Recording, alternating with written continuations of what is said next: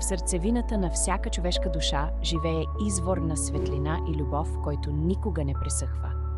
Този вътрешен извор е източник на истински мир, който не зависи от външните обстоятелства и събития. Когато човек се обърне към себе си и открие чистата любов в сърцето си, душата започва да излъчва благословение към всичко около нея, към хората, природата и целия свят. Мирът, който идва от тази дълбока връзка с Божественото, изпълва живота с радост, смисъл и хармония. Чистата любов преобразява мислите, думите и делата ни, превръщайки ги в светлина и топлина за другите. Душата, живееща в светлина и любов, става като неизчерпаем извор, от който всеки може да почерпи надежда, сила и вдъхновение.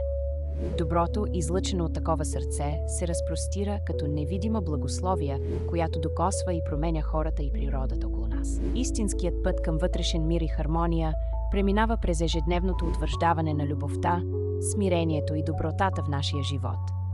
Когато душата живее с отворени обятия към света и приема всичко с благодарност, тя разкрива своята истинска същност – да бъде носител на мир, светлина и благословение за всички.